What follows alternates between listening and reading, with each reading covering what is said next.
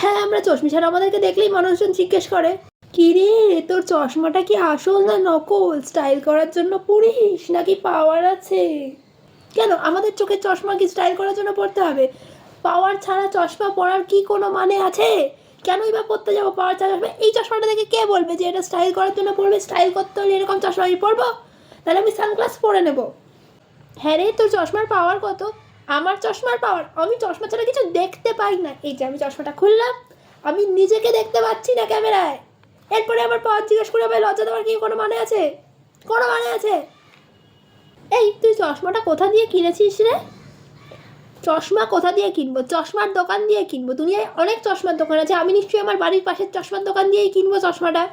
চশমা কোথা দিয়ে কিনেছি সেটা জিজ্ঞেস করতে হয় কেন? তোমাদের বাড়ির পাশে চশমার দোকান নেই নাকি? না তোমাদের চশমা পরার জন্য খুব ইচ্ছা? পড়ো না, একবার চশমা লাগাও চোখে, একবার চোখে চশমাটা লাগাও, বুঝতে পারবে কত মজা। চশমাটা খুললে পরে মনে হয় এখান দিয়ে নিজেকে দেখতে পাচ্ছি না।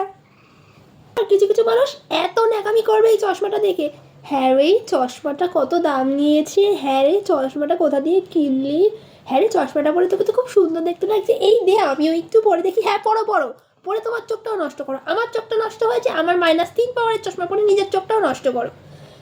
মানে কি বলবো, মানে চশমা পরে তোমার কেমন দেখতে লাগে সেটা জানতে হলে চশমা কিনে পড়ো। আমার চশমা খুলে তোমার চোখে লাগাতে হবে, তারপর টেনে নিয়ে। কোথাকার এগুলো? কোন নিয়ম? আমি চশমা পরি বলে কি আমি কি? আর কেউ কেউ লোক এসে আবার বলবে, হ্যাঁ রে তুই চশমা পরিস তার মানে তো তুই অন্ধ। কেন চশমা পরলেই অন্ধ হয়ে যায়? হ্যাঁ আমি চশমা ছাড়া কিছু দেখতে পাই না, সব ঝাপসা দেখি, কিন্তু ঝাপসা হলেও তো দেখি, ঝাপসাটাও তো দেখা।